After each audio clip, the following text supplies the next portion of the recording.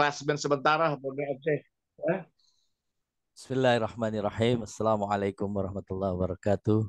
Waalaikumsalam warahmatullahi wabarakatuh. Alhamdulillahirabbil alamin wassalatu wassalamu ala asyrafil anbiya'i wal mursalin sayyidina wa maulana Muhammadin wa ala alihi washabihi ajma'in. Amma ba'du. Alhamdulillah pada malam hari ini kita panjatkan puji dan syukur kehadirat Allah Subhanahu wa taala. Kita masih diberikan kesehatan, kita dapat berjumpa dalam Zoom kajian Islam tematik. Juga untuk teman-teman yang kurang sehat atau lagi sakit, semoga Allah angkat penyakitnya dan mudah-mudahan kita semua meninggal dalam keadaan husnul khatimah. Salawat dan salam kita haturkan kepada junjungan Nabi besar Muhammad Sallallahu Alaihi Wasallam, pada para keluarga, para sahabat dan para pengikutnya hingga akhir zaman. Baiklah, untuk memulai kajian malam ini akan disampaikan oleh Ustadz Samsudin mengenai hubungan pria dan wanita. Mudah-mudahan apa yang disampaikan tadi bermanfaat dan berguna bagi kita semua. Sebelum kita mulai, kita membaca surat Al-Fatihah. Semoga apa yang kita pelajarin, apa yang kita diskusikan pada malam ini mendapatkan ridho dari Allah Subhanahu wa taala. Ila hadratin Nabil Mustafa Rasulullah sallallahu alaihi wasallam wa ala alihi wa azwajihi wa dzurriyyati wa ahli baiti syai'ul ilahum al-Fatihah. A'udzu billahi minasyaitonir rajim. Bismillahirrahmanirrahim. Alhamdulillahirabbil alamin. Arrahmanir rahim. Maliki yaumiddin. Iyyaka na'budu wa iyyaka nasta'in.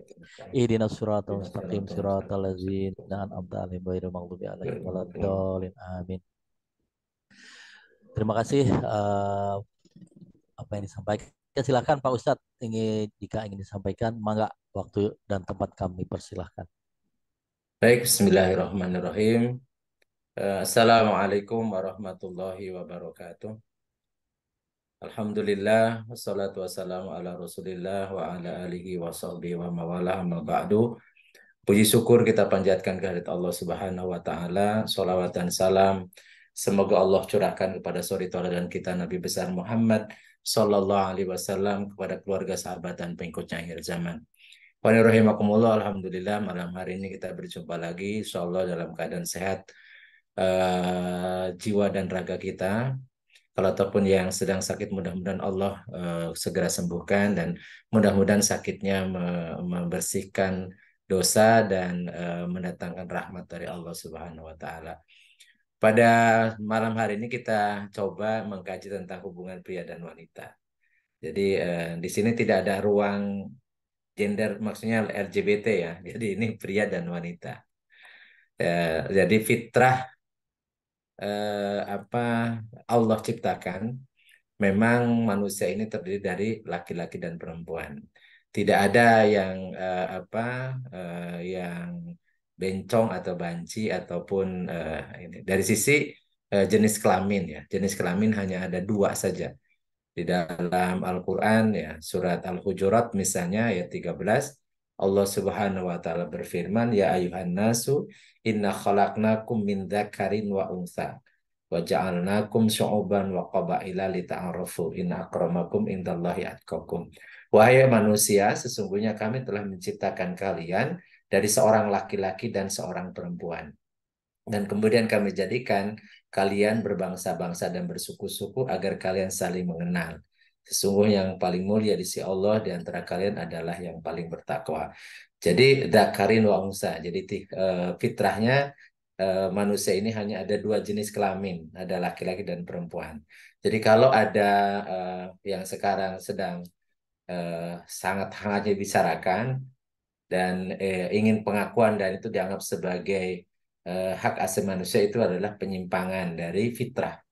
Jadi fitrahnya tidak ada laki-laki yang kemudian berubah jadi perempuan atau perempuan berubah jadi laki-laki. Itu karena karena pembentukan lingkungan atau karena penyimpangan dari fitrah yang itu dianggap sebagai perbuatan jarimah atau perbuatan maksiat ya. Bahkan pelakunya kalau itu dia penuhi dengan laki-laki, syahwatnya dipenuhi oleh laki-laki atau perempuan dengan perempuan, itu maka Allah akan menimpakan sebagaimana Allah menimpakan kepada kaum Nabi Lut ya. Jadi kaum Sodom. atau kaum liwat ya, yang aktivitasnya liwat, yang itu yang memang tidak boleh dilakukan ya, karena itu menyimpang dari fitrah penciptaan manusia ini, di mana manusia itu Allah ciptakan dari min dzakarin wa unsa. Kemudian bagian dari fitrah manusia juga ya, juyyina linnasi hubbus syahawati minan nisa. Sesungguhnya dijadikan untuk manusia ya, dia jadikan sebagai sebuah pandangan atau perhiasan ya, yaitu bentuk kecintaan ya. Cintaan dengan asyahawat itu artinya keinginan, kecintaan dan keinginan terhadap Anissa itu kalau laki-laki, tentunya kalau perempuan kepada arijal, kepada laki-laki ya. Jadi wanita mencintai laki-laki, laki-laki mencintai perempuan. Itu memang seperti itu. Demikian pula Allah memberikan kepada manusia itu mencintai al-banin, anak ya. Anak itu termasuk cucu. Alhamdulillah saya dapat anugerah dari Allah, dapat cucu laki-laki ya tanggal 18 Agustus kemarin. Dari anak ketiga yang dinikahkan tahun lalu 20 Agustus 2022. Alhamdulillah dapat anak pertamanya laki-laki. Faas ya. Alhamdulillah. Alhamdulillah. Jadi saya punya cucu ada 3, yang dari si Teteh ada 2 perempuan, yang nomor 3 ini alhamdulillah laki-laki. Jadi sekarang karena memang kalau kalau punya cucu itu lebih senang gitu, karena dapat kesenangan tapi tidak punya tanggung jawab membiayai. Kalau punya anak senang tapi juga punya kewajiban untuk nafkahinya. Jadi memang beda, dan mudah-mudahan nanti teman-teman juga bisa merasakan bahagia yang punya cucu ya. Jadi memang Allah menciptakan manusia itu ada hubus syahawati minan nisa wal banin. Jadi mencintai anak-anak keturunan. Wal qanatiril muqantara, dan juga mencintai harta yang bertumpuk dalam bentuk ya minadahib wal fiddah, atau punya kecenderungan mencintai harta yang banyak berupa emas dan perak ya. Emas dan perak di sini ada representasi dulu, namanya emas itu uang ya, dinar ya, perak itu uang dirham. Jadi memang kaitan dengan kekayaan. Juga mencintai al-khailil musawwamati. Jadi kuda pilihan. Jadi dulu ya zaman Nabi Rasul, kendaraan yang terhebat, yang termewah dan termahal adalah kuda. Terutama kuda-kuda perang ya. Jadi memang ya kalau sekarang udah berubah kudanya. Ya, kudanya udah berubah. Jadi alat-alat transportasi. Jadi alat kendaraan yang yang nyaman ya, yang nyaman. Al khail musawam wal an'am, dan juga hewan ternak ya, hewan ternak. Wal harsi, dan juga ladang atau sawah ladang ya, bentuk pertanian. Dan itu semuanya adalah dalika mataul hayati dunia. Dan itu adalah kesenangan hidup di dunia. Wallahu indallah husnul ma'ab, dan di sisi Allah ada tempat kembali yang lebih baik, yaitu nanti ada kesenangan, kenikmatan yang lebih besar daripada kesenangan di dunia, yaitu berupa surga yang khalidina fi abada. Jadi saya ingin menjelaskan dari ayat surat Al Imran 14 ini, sebenarnya fitrah manusia itu memang mencintai lawan jenis, kemudian mencintai anak keturunan, dan itu bagian dari gorizah atau naluri ya. Jadi memang fitrah seperti itu. Jadi tidak bisa dihalangi. Cuman bagaimana Islam datang mengatur agar pemenuhan ya garizah ini atau pemenuhan kebutuhan jasmani yang minggu lalu kita bahas, kemudian pemenuhan naluri ini memang sesuai dengan tujuannya. Karena Allah menciptakan gorizah itu atau naluri ini, memang salah satunya gorizatun naum, memang untuk mempertahankan keturunan manusia. Jadi Allah menciptakan ketertarikan terhadap lawan jenis agar manusia itu mempunyai keturunan, punya banin, ya punya anak, punya cucu dan seterusnya. Karena kalau tidak ada itu, tidak ada fitrah itu, ya musnah manusia. Makanya penyimpangan terhadap gorizatun naluri untuk mempertahankan keturunan atau naluri biologis ini akan secara signifikan akan mengurangi, bahkan akan menghapuskan generasi manusia. Kalau laki-laki nikah dengan laki-laki, perempuan dan perempuan, itu tidak mungkin akan ada punya anak, ya. Tidak mungkin ada dibakoin nau, tidak mungkin akan melestarikan keturunan. Dan ini penyimpangan yang sangat berat ya, sangat berat. Karena memang tujuan Allah menciptakan manusia itu laki perempuan agar mereka itu beranak pinak ya, menyebar ya menjadi banyak. Makanya Rasulullah SAW menyatakan, nikahilah oleh kalian wahai para laki-laki wanita-wanita yang subur, yaitu wanita. Kenapa? Karena nanti aku akan bangga di hadapan para nabi yang lain tentang banyaknya umatku. Jadi banyak anak itu justru disunahkan. Jadi kalau kita memang mampu untuk mendidiknya, tetapi boleh kita mengatur ya keturunan ya, memanage kelahiran itu untuk misalnya alasan kesehatan atau alasan secara ekonomi, boleh, nggak ada masalah. Tetapi tidak boleh ada ketika nikah, tidak boleh punya keinginan untuk tidak punya keturunan. Itu kemaksiatan. Karena tujuan menikah itu supaya kita punya keturunan. Ya. Dan ada gorizah di situ, jadi punya keturunan itu sebuah anugerah kebahagiaan yang luar biasa. Cuman bagaimana kita memenuhi itu sesuai dengan aturan yang Allah telah tetapkan. Ya, di antaranya yang kita bicarakan pada hari ini tentang Gorijatun Nau ya. Jadi ada naluri itu ada 3, ada Gorijatul Baqa, naluri untuk apa istilah kita ada ego ya, eksistensi diri, ya. Sehingga kita ingin diakui, ingin di apa, ini eksistensi kita diakui itu Gorijatul Baqa, termasuk hubusyada, ingin memimpin, ingin jadi pemimpin, ingin eksis dan seterusnya. Itu Gorijatul Baqa. Kemudian ada gorijat tadayun dari naluri untuk mensucikan, ya, mensucikan yaitu dalam bentuk penghambaan kepada pencipta. Ya. Jadi setiap manusia ada gorijat tadayun walaupun pemenuhannya ada yang salah, yaitu ketika menyembah sesuatu yang sebenarnya tidak boleh disembah karena sama-sama makhluk. Ya. Jadi alhamdulillah Allah pilihkan untuk kita ini gorijat tadayun pemenuhannya dengan cara yang benar, yaitu kita mengambil atau kita beragama Islam. Agama Islam itu agama yang memang sesuai dengan fitrah manusia, sesuai dengan akal manusia, dan memang seperti itu. Kita hanya menyembah Allah semata, tidak boleh menyembah yang lain. Dan kita beribadah hanya kepada Allah semata. Jadi lillahi ta'ala. Ini gorizat tadayun. Nah, yang kita bahas sekarang adalah gorizatun nau. Naluri untuk mencintai atau naluri untuk mempertahankan kehidupan, mempertahankan keturunan. Jadi ada bentuk kasih sayang, memiliki keluarga, bagaimana berumah tangga dan seterusnya, itu bagian dari pemenuhan Gorijatun Nau. Nah, yang tentunya yang sangat menonjol adalah bagaimana interaksi laki-laki dan perempuan di antara Gorijatun Nau ini ketika pemenuhan ya, di antara penampilan Gorijatun Nau yang paling menonjol adalah pemenuhan syahwat. Nah, pemenuhan syahwat artinya seorang laki-laki tertarik dengan perempuan dan bagaimana mereka berinteraksi ini sesuai dengan syariat. Maka dengan berbagai macam aturan yang ditetapkan oleh Allah dan ini hukumnya mengikat. Termasuk di dalamnya hukum tentang mahram, hukum tentang perwalian, hukum tentang warisan dan seterusnya. Ini terkait dengan asalnya interaksi laki-laki dan perempuan. Nah, kita ingin membahas lebih spesifik bagaimana interaksi laki perempuan. Yang pertama kita membahas tentang mahram. Mahram artinya wanita-wanita yang haram dinikahi atau kebalikannya. Kalau dari perempuan berarti laki-laki yang haram menikahi dirinya. Itu mahram bagi laki-laki artinya wanita yang haram dinikahi. Ya. Dan sedangkan bagi wanita mahram itu adalah laki-laki yang haram menikahinya. Itu uh,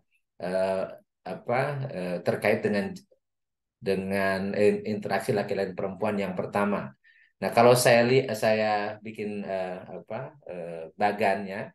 Jadi kalau ini seorang laki-laki, maka kita lihat ketika kita berinteraksi dengan kerabat, ya, kerabat, ada dia masuk dalam kerabat, tetapi ada yang menjadi mahram, ada yang tidak menjadi mahram atau bukan mahram.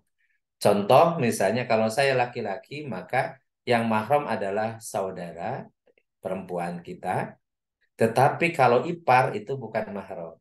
Jadi kalau seringkali karena dianggap ipar gitu ya, kemudian kita berinteraksi seperti halnya dengan mahram. Padahal ipar itu artinya istri dari saudara laki-laki kita.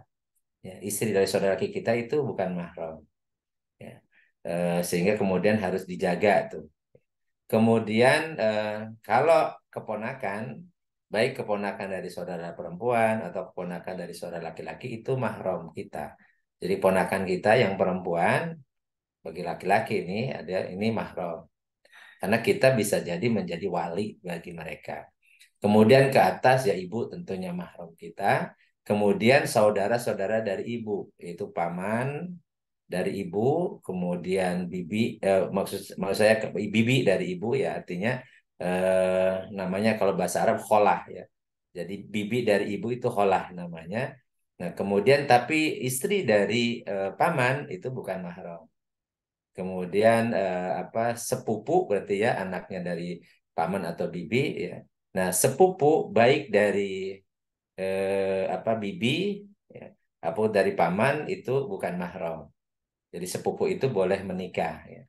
Demikian pula yang dari pihak bapak kalau bibi namanya ammah ya ammah. Ya, ammah kalau dari ibu namanya kholah ya. Jadi ammah bibi dari bapak itu mahram, sedangkan bibi istri dari paman dari mamang itu bukan mahram. Demikian pula sepupu itu baik dari bibi ataupun dari paman itu bukan mahram karena boleh menikah. Ini kalau bagi laki-laki ya. Jadi haram menikahi mahram yaitu wanita yang haram dinikahi. Jadi dengan bagan ini sangat clear. Artinya di luar ini kecuali nanti yang sesusuan. Nah, yang sesusuan ini memang harus ditelusuri waktu misalnya kita dulu masa kita nyusui sebelum 2 tahun ya. Jadi masa selama 2 tahun, apakah ada ibu lah orang lain yang menyusui kita sehingga kita bisa telusuri bahwa itu adalah mahram karena sesusuan. Dan itu begitu besarnya nilai air susu ibu. Jadi bahkan kalau misalnya ikut menyusui itu menjadi saudara dari anak-anaknya saudara sesusuan atau menjadi anak yang sesusuan yang itu menjadi mahram. Itu begitu bernilainya air susu ibu. Walaupun sekarang diganti dengan air susu sapi sehingga mahramnya dengan sapi. Jadi dia haram menikahi sapi, anak sapi. Ya. jadi anak-anak sapi yang kasihan anak-anak yang kemudian dikasih air susu sapi ya. Mestinya hari susu ibu ya. Nah, yang kedua jadi ini kaitan dengan eh, apa mahram ya. Nah, kemudian yang kedua yang perlu difahami adalah aurat, terutama tentang aurat wanita. Kalau aurat laki-laki itu sangatlah simpel karena antara pusar dan lutut. Jadi pusat dan lutut ini aurat baik eh, di hadapan laki-laki ataupun di hadapan perempuan. Mau perempuannya itu mahram ataupun bukan mahram, itu aurat laki-laki itu antara pusar dan lutut saja. Jadi paha tentunya masuk dalam aurat ya, harus ditutupi ya. Itu termasuk di dalam sholat, yaitu kalau aurat laki-laki. Nah, yang sering kali menjadi masalah di masyarakat adalah aurat wanita. Karena aurat wanita itu tergantung dia di hadapan laki-lakinya siapa. Ya. Jadi laki-laki yang berbeda statusnya, maka kemudian auratnya juga berbeda. Intinya bahwa ada aturan ketika dia keluar rumah dalam kehidupan umum. Dalam surat Al-Ahzab 59 Allah menegaskan ya ayuhan nabiyyu kulil li azwajika wa banatika wa nisa'il mu'minin yubnina alaihinna min jalabibihinna. Wahai Nabi, katakanlah kepada istri-istrimu, ya istri Nabi, anak-anak perempuanmu dan istri-istri orang mukmin. Jadi ibu-ibu yang ada di Zoom ini adalah istri-istri orang beriman. Jadi wanita-wanita yang diseru juga di sini, jadi disuruh disampaikan oleh Nabi agar mereka menutup jilbab ke seluruh tubuhnya. Jalabib itu jama dari jilbab. Jadi jilbab itu artinya nanti pakaian dipakai keluar rumah yang menutup seluruh tubuhnya. Nah kemudian demikian pula ketika Rasulullah SAW mengomentari apa yang dilakukan oleh Asma binti Abu Bakar. Jadi iparnya Rasul ya. Jadi saudaranya Aisyah ketika masuk ke rumah Aisyah dengan pakaian yang transparansi. Jadi kelihatan ya itu bentuk tubuhnya. Kemudian Rasulullah memalingkan muka saya mengatakan ya Asma innal mar'ata idza balagatil mahid lam tasluh an yura minha ila hada wa asyara ila wajhi wa kafai. Rasul mengatakan wahai Asma, sesungguhnya wanita kalau sudah haid, idza balagatil mahid maksudnya sudah haid, artinya sudah balik ya. Lam taslu an yura minha, tidak boleh ya, tidak pantas tampak dari tubuhnya ila hadza wa hadza, kecuali ini dan ini, sambil Rasulullah membuat isyarat atau menunjukkan kepada wajah dan kedua telapak tangan ya. Kedua telapak tangan. Jadi wanita di hadapan ajnabi namanya, laki-laki yang bukan mahram, bukan suami, itu tidak boleh kelihatan kecuali wajah dan kedua telapak tangannya. Dan ini hadis sahih. Dan kemudian kalau keluar rumah pakai jilbab itu berdasarkan ayat Al-Quran. Jadi walaupun seringkali ada perdebatan, tetapi sebenarnya memperdebatkan sesuatu yang hukumnya sudah jelas itu ya sayang saja gitu ya, karena ini memperdebatkan ketentuan Allah yang tidak pantas diperdebatkan. Tinggal mau laksanakan atau tidak kan berdasarkan keimanan masing-masing.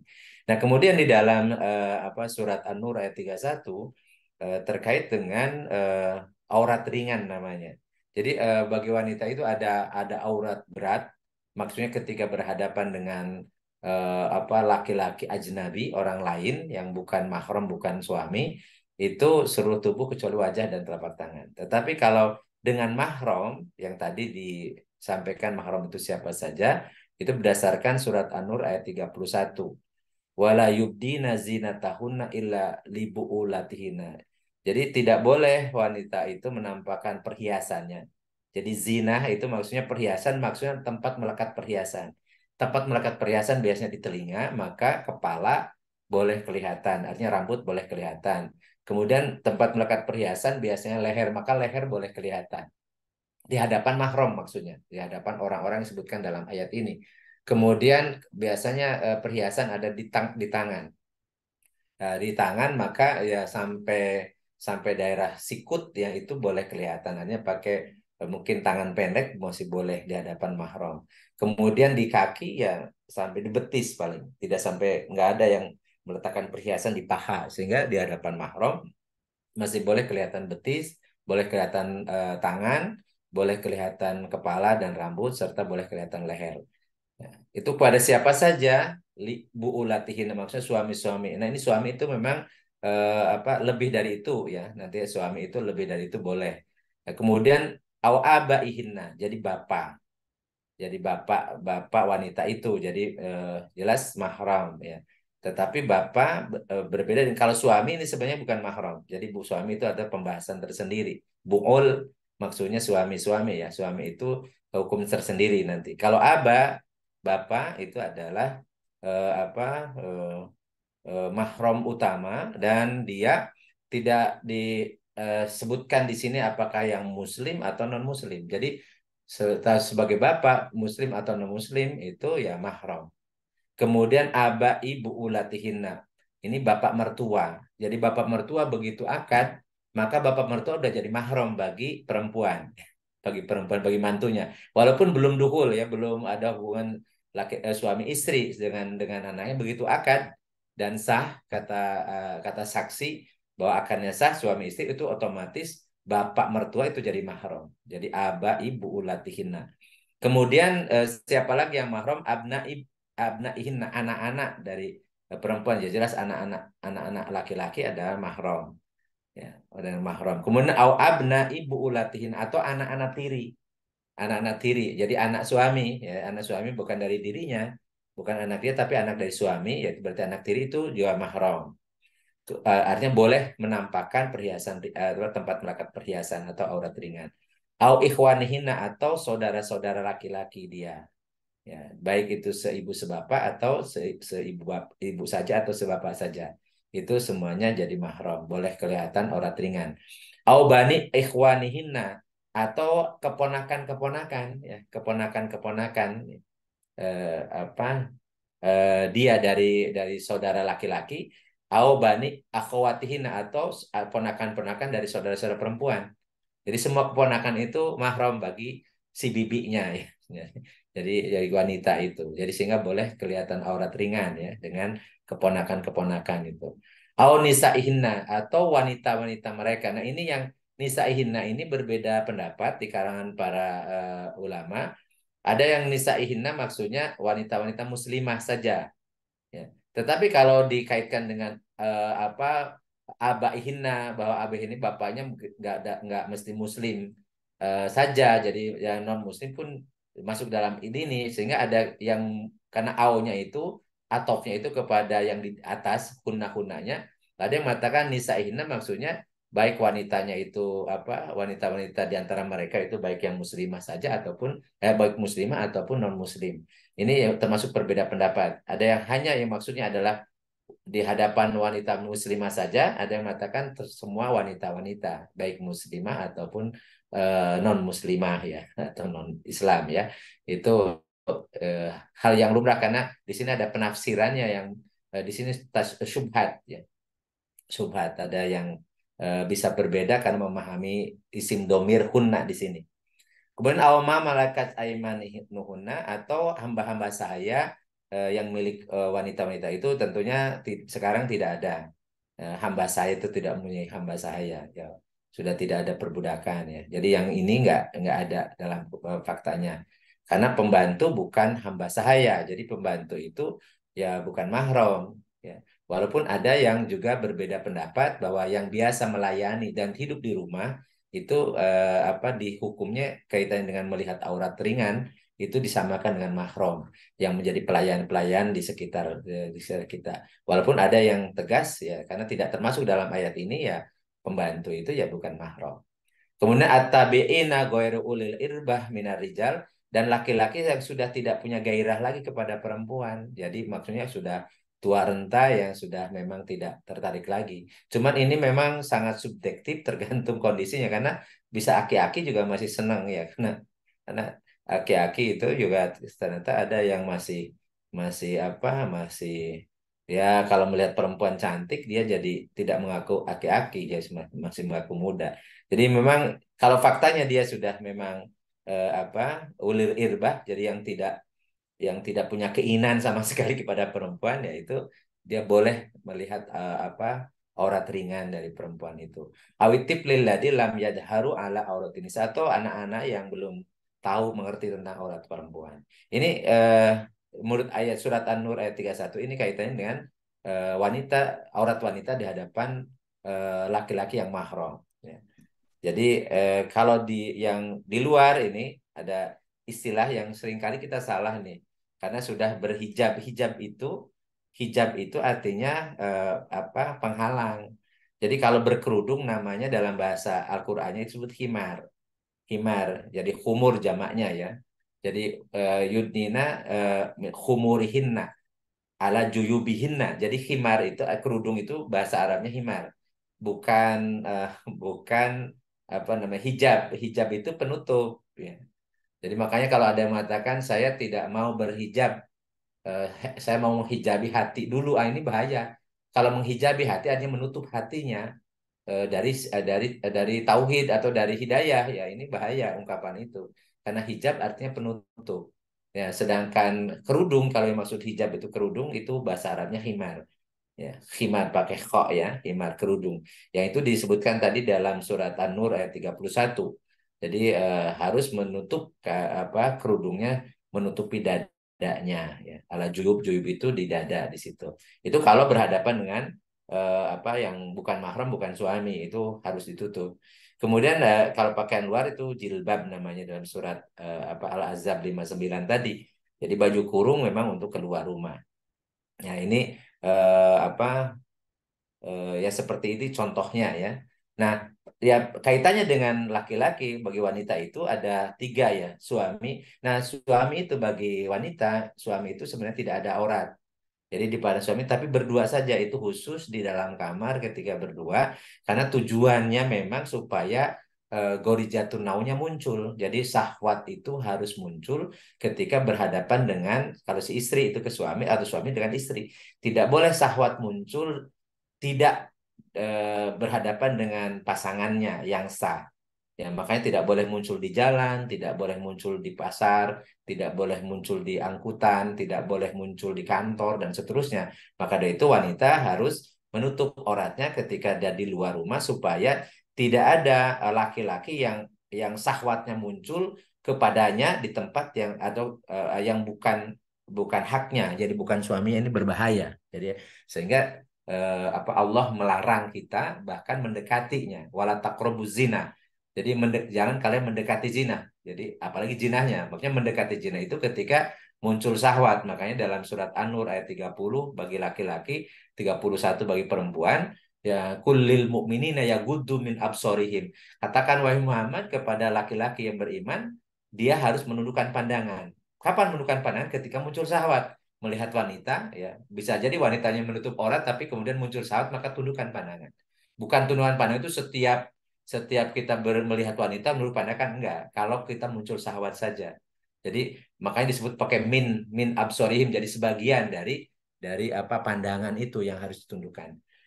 Jadi sehingga kalau kaitan dengan suami istri itu terserah. Jadi ya full body ya silahkan, tapi tidak boleh diceritakan. Makanya Rasul mengatakan seburuk-buruknya apa makhluk adalah seorang suami yang mendatangi istrinya kemudian menceritakan apa yang terjadi di balik apa kamar itu, di luar diceritakan, itu seburuk-buruknya manusia. Makanya itu urusan berdua, yang intinya batasan-batasnya sebagaimana disampaikan oleh Allah, nisaukum harsulakum fa'tu min haitsu syi'tum. Jadi wanita-wanita istri-istri kalian adalah ladang bagi kalian, maka datangilah sesuai dengan kalian mau. Tetapi dasarnya tidak boleh liwat, ya tidak boleh melalui anal, nggak boleh. Jadi harus pada tempatnya atau yang lubang untuk bercocok tanam lah intinya. Ya kita sudah dewasa semua udah tahu.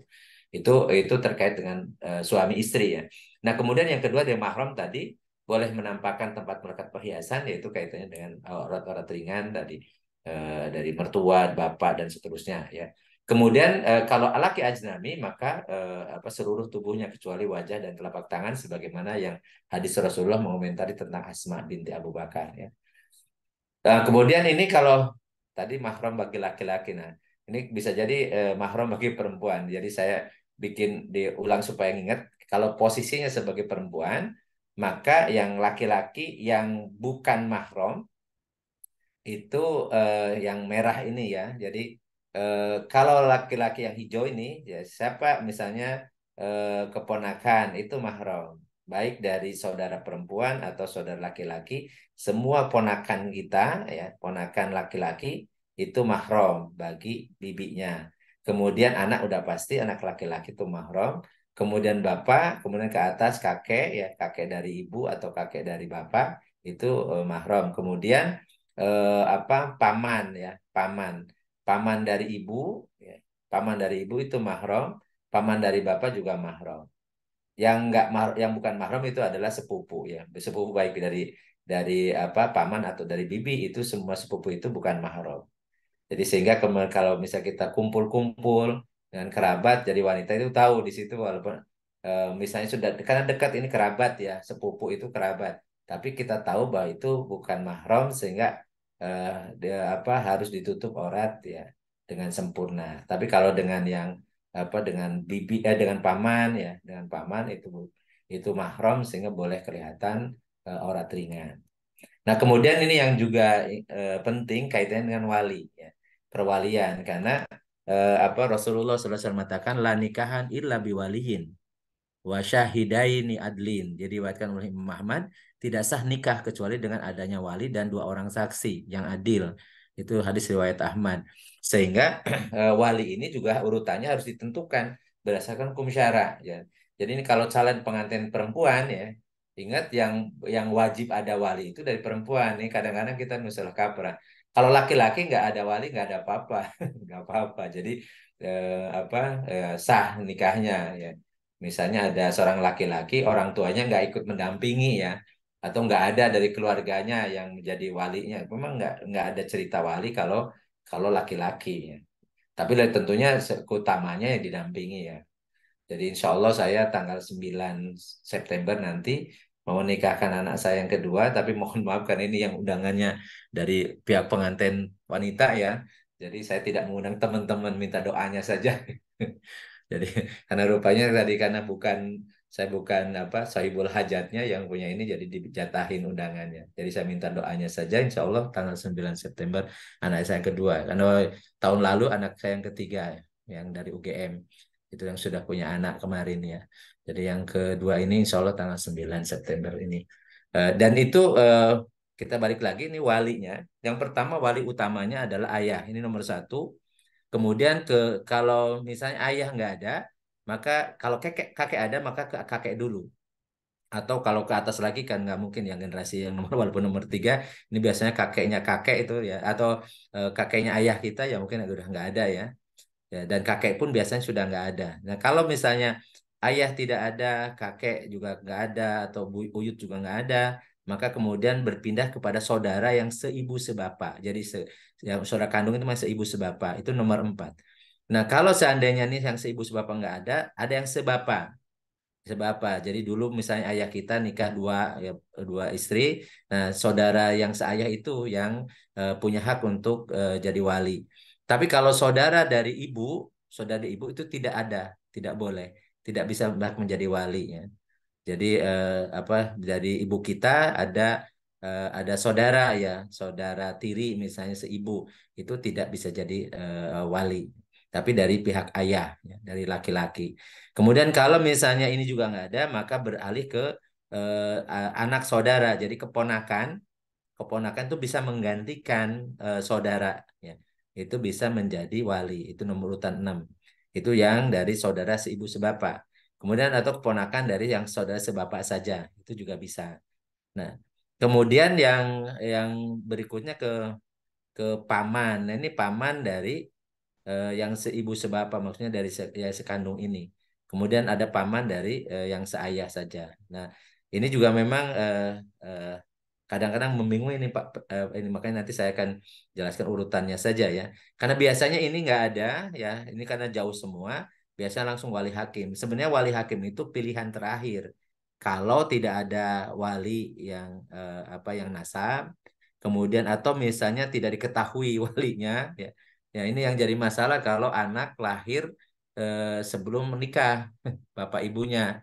Nah, itu di DP dulu. Jadi ini yang anak terus anak lain perempuan karena nggak bisa dinasabkan kepada ayahnya kalau dia udah hamil padahal belum belum nikah. Sehingga ini karena dianggap tidak ada, tidak diketahui walinya maka wali hakim gitu. Atau misalnya walinya apa atau jauh ya jauh atau tidak ada atau apa sedang melaksanakan ihram bisa jadi ya karena ihram itu tidak boleh menikahkan ya kemudian atau yang sudah udzur atau yang gangguan jiwa dan seterusnya baru alternatif terakhir baru kemudian wali hakim jadi ada kebiasaan di daerah tertentu itu langsung wali hakim yaitu sebenarnya tidak boleh kalau masih ada wali yang nasabnya jadi kalau urutan wali nasab itu ya dari ayah kandung atau kakek ya dan ke atas saudara laki-laki seibu sebapak, saudara laki-laki seayah saja, kemudian anak laki saudara laki-laki yang seponakan, ponakan-keponakan ini, kemudian ada juga cucu ya, cucu-cucu dari keponakan ya atau dari saudara-saudara kita, tapi ini biasanya masih udah masih kecil atau belum balik ya. Ini sehingga bisa kalau belum tamyiz tidak bisa menjadi wali yang sudah tamyiz saja atau turutannya ke bawah ya. Yang ini sebenarnya kalau dari mulai nomor 7 ke bawah biasanya sudah tidak ada. Sudah tidak atau belum cukup umur lah. Jadi kalau kalau kalau sampai ke cicit ya. Itu walaupun secara urutannya bisa ya, tetapi umumnya ya sampai saudara atau misalnya sampai keponakan. Ya walaupun keponakan pun jarang jarang di ini langsung kemudian wali hakim gitu ya. Nah, itu yang ingin saya sampaikan sebagai pengantar diskusi, pengantar diskusi karena eh, apa intinya kita mau diskusinya bagaimana penerapannya karena ini hukum-hukum ini sebenarnya sudah kita biasa jalani, walaupun kadang-kadang dalam pelaksanaan suka ada pertanyaan-pertanyaan sebagaimana hukum warisan yang sudah kita bahas. Ya, demikian saya kembalikan ke Kang Cucu, mangga. Ya, saya tutup dulu. Assalamualaikum warahmatullahi wabarakatuh. Waalaikumsalam warahmatullahi wabarakatuh. Ya, terima kasih Pak Ustadz Samsudin. Silahkan pada akang-akang teteh-teteh yang ingin menyampaikan. Kalau dari saya juga ternyata saya baru tahu itu jilbab itu Pak Ustadz itu kayaknya baju ya. Yang selalu kita tahu sekarang jilbab itu kan kerudung. Jadi ada perbedaan ya Iya, antara iya, khimar dengan jilbab. Mungkin bisa dijelaskan yang umum di Indonesia gitu. Mau beli jilbab ya itulah kerudung khimar ternyata ya. iya. Nah, Ya, ini bahasa Al-Qur'annya ya. Bahasa Al-Qur'annya khumur, khumur itu jamak dari khimar. Artinya kerudung, kerudung. Kerudung itu bahasa. Ya kita perkenalkan lah supaya ini ya, supaya tidak apa, tidak salah kaprah. Sebagaimana kita seringkali silaturahmi itu ya hubungan sesama muslim gitu. Padahal silaturahmi itu menyambung hubungan kekerabatan. Jadi dengan satu rahim. Itu ya, silaturahmi. Sedang sesama muslim itu sebenarnya suratul ikhwah. Silatul ukhwah. Atau misalnya kata-kata mahram, kita sering nyebutnya muhrim. Padahal muhrim itu artinya orang sedang pakai ihram. Itu muhrim, namanya muhrim itu adanya di ya di Mekah. Yang ketika pakai ihram itu muhrim. Kalau yang haram dinikahi namanya mahram. Jadi sedikit-sedikit kita kenalkan dulu istilah-istilah yang supaya benar gitu ya. Kita menjelaskan hukumnya. Jadi makanya saya kenalkan tadi mahram bukan muhrim ya. Nah, suami itu bukan mahram ya. Suami itu bukan mahram. Sehingga kalau ada kecenderungan kalau mau itu harus ada mahramnya. Mahramnya ada suami, padahal suami itu bukan mahram. Suami ya suami. Kalau suami itu mahram itu nggak sah nikahnya karena nggak boleh nikahi mahram.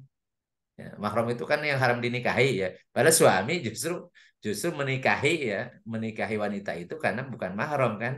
Dan memang beda juga apa auratnya untuk suami.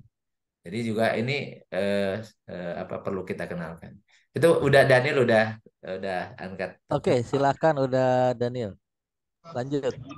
Ya, kamera off ya. Assalamualaikum warahmatullahi wabarakatuh. Waalaikumsalam Ya, warahmatullahi. yang pertama tadi mengenai aurat.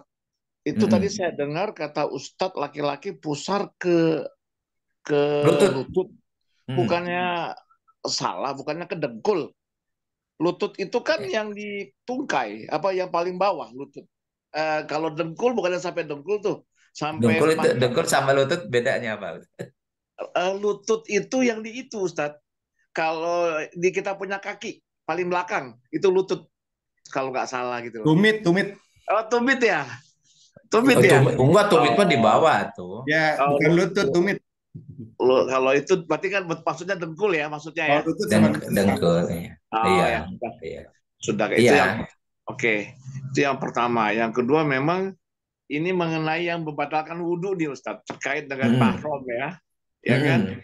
Ini kan juga jadi banyak kontroversial di antara beberapa Mm-mm. apa mazhab gitu kan, Mm-mm. ya. Dulu saya pertama kali nikah sama istri saya kita bersentuhan nggak ada masalah gitu kan. Akhirnya Mm-mm. setelah kita mendapatkan informasi yang menurut kami tepat, kita nggak mau bersentuhan setelah setelah berwudu gitu loh. Mm-mm. Nah, dalam rangka wudu untuk yang mahram ini memang batal ya, yang kalau untuk suami istri ini. Iya. Ya, coba Iya. Iya. di- Jadi di situ kan ceritanya dari berdasarkan ayat Al-Qur'an ya. Eh, Kalau kalian apa baru keluar dari goit, goit itu kalau sekarang WC ya. Jadi daerah kalau dulu tempat buang air besar, air kecil itu di lembah-lembah namanya goit. Au ja'akum minal goit au lamastumun nisa falam tajidu ma'an fatayamamu. Jadi ayatnya seperti itu. Kalau kalian baru keluar dari goit, dari kamar mandi, maksudnya baik BAB atau BAK, atau kalian lamastum nisa. Kata-katanya itu lamastum. Lamastum itu bahasa Arab, pengertiannya bisa dua maknanya. Jadi ada namanya kata-kata mustarok. Jadi ada satu kata maknanya lebih dari satu. Jadi ada lamastum itu bisa artinya masastum, menyentuh dengan tangan, masastum. Ada juga lamastum itu maknanya jamaktum, bersetubuh. Jadi itu masing-masing punya dasar. Karena ketika Siti Maryam diberitahu akan punya anak, beliau mengatakan, bagaimana aku punya anak, mama sanial basyaru. Tidak ada satu orang laki-laki yang menyentuhku. Maksudnya hubungan suami istri tentunya gitu. Maka yang mengambil makna lamastum bisa makna jamatum, kalau cuma lamas, masa, menyentuh, ya nggak batal gitu. Itu satu. Tetapi kalau mengenai maknanya lamasa bisanya masa, menyentuh, lamastum artinya menyentuh dengan tangan, berarti batal. Siapa yang batal itu? Ya bukan mahram. Bukan mahram itu siapa? Istri. Istri itu bukan mahram. Jadi istri itu bukan mahram. Yang mahram itu mantu, kemudian anak, ya, ibu, nenek, ya, saudara perempuan, ya, keponakan-keponakan itu mahram. Tapi kalau istri itu bukan mahram, makanya boleh nikah. Karena kalau mahram ya itu batal nikahnya, pasah. Jadi Baik. makanya dengan istri atau makna yang diambil masas itu lamastum munisa itu bersentuhan berarti dengan istri batal. Tapi ingat kata lamastum itu katanya kata fiil madi maklum. Jadi kata kerja aktif. Aktif. Jadi kata kata kerja aktif alamastum nisaa jadi kata kerja aktif transitif. Jadi yang dimaksud yang batalnya yang menyentuh. Kalian Hmm. menyentuh wanita. Jadi wanita sebagai objek. Kalau yang tersentuhnya ya nggak batal. Yang disentuhnya itu kalau ngikuti redaksinya ya. Jadi Iya makanya kita betul. sudah mungkin pernah dulu ya ketika membahas bahasa Al-Quran itu kita pernah membahas itu. Jadi lamastum di situ artinya kalau kalian menyentuh wanita tentunya ya bukan mahram itu. Yang bukan mahram itu siapa? Istri atau wanita lain. Ajnabiyah Oke. gitu ya. Menyentuh maka dia batal. Tapi kemudian berbeda pendapat para ulama. Ada juga yang mengatakan menyentuh kalau dengan syahwat gitu. Ada juga. Jadi kalau tidak ada syahwat ya, maka nggak ada masalah. Kadang-kadang juga didasarkan kepada apa yang dilakukan oleh Rasulullah ketika sudah wudhu kemudian mencium istrinya kemudian tetap sholat. Ya itu juga salah satu pertimbangan yang menyatakan kalau menyentuh saja nggak batal. Tapi ternyata untuk Rasul itu ada khususiat. Khususiat sebagaimana khususiat untuk istri Rasul, ya khususiat untuk istri Rasul itu eh, apa eh, tidak boleh nikah lagi sesudah Rasulullah meninggal dan dia harus pakai nikob, harus pakai cadar. Jadi ketika berintip sementara wanita-wanita mukminah itu boleh membuka wajah, ya boleh terlihat wajah. Tapi kalau khusus istri Rasul itu tidak boleh kelihatan wajah, hanya kelihatan nanti matanya saja. Jadi tentang nikob itu tentang apa cadar itu sebenarnya pakaian untuk khususiat untuk istri Rasul. Ya, sebagaimana kalau mereka ngomong juga harus di belakang hijab. Jadi kalau bicara dengan para sahabat, istri Rasul itu harus di belakang hijab. Sementara yang wanita mukminah boleh, boleh tanpa hijab, boleh asal dia menutup auratnya dan boleh kelihatan wajah dan telapak tangan. Itu pemahamannya ya udah. Lanjut ini Kang Topik ya. Oke Ada. Ustadz, Chat jazakallahu dulu khairan. aja. Ya. Ada chat tuh Pak Ustadz. Oh Nanti habis ya, itu saya. Ibu Santi ya. Maaf. Ntar saya lihat Ya. chat dulu. Oh iya ini dari Ibu Santi. Bisa saya bacakan dulu Ustaz. iya. Assalamualaikum Ustaz. Mau tanya apakah batasan mahram seperti yang di bagian tadi juga berlaku untuk keluarga yang ayah, ibu dan saudara kandungnya bukan muslim. Iya, jadi Ah, kalau kita lihat tadi di ayat surat An-Nur ayat 31 di situ ada abaihinna wa abna ibu ulatihinna itu di situ tidak hanya muslim saja. Jadi non muslim pun sama. Jadi yang penting itu bapak-bapak mereka. Ini dalilnya dulu apa ketika Rasulullah sebelum Abu Sufyan ya. Abu Sufyan itu apa masuk Islam, kemudian dia menemui putrinya di Madinah dan kemudian dia masuk kemudian oleh Rasul disuruh dihormati. Cuman ketika mau duduk di tempat duduknya Rasul kemudian putrinya itu nggak mau jadi nggak tempati di situ. Artinya di situ hina itu bapak mereka mau muslim atau non muslim sehingga ini kaitan dengan mahram ya walaupun tentunya kalau non muslim kan memang tidak boleh walaupun yang bukan mahram kan tidak boleh menikahi ya jadi baik itu ahlul kitab ataupun musyrik wanita muslimah itu tidak boleh dinikahi oleh laki-laki yang non muslim mau ahlul kitab ataupun orang musyrik ya sama saja tetapi dari segi urutan apa mahram kalau dia bapaknya saudaranya ya kemudian keponakannya itu dihukumi sama dengan apa yang muslim. Jadi masih dalam posisi sebagai mahram. Sehingga boleh terlihat orat-orat ringannya, tempat melekat perhiasannya. Walau alam bisa. Walaupun ada pendapat yang nggak boleh gitu. Termasuk tadi wanita ya. Wanita karena nisa'ihina itu pengertiannya bisa sama dengan bapaknya gitu ya. Artinya muslim atau non muslim. Wanita muslimah atau non muslimah. Ada yang mengatakan hina di situ maksudnya wanita muslimah saja, yang non muslimah enggak. Itu pun juga masuk dalam ranah perbedaan pendapat atau khilafiyah.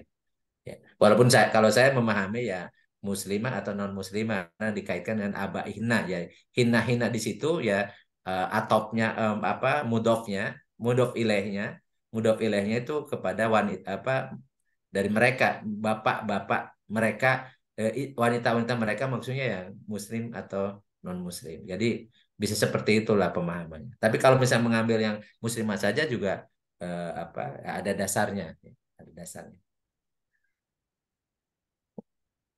Walau alam. Kemudian tadi Kang Topik Ustaz. ya. Izin, izin Ustadz. Ya, Ya, punten, Pak Ustadz Cucu, Pak ya. Arya, Bapak Ustadz Samsudin, teman-teman Bapak Ibu semua.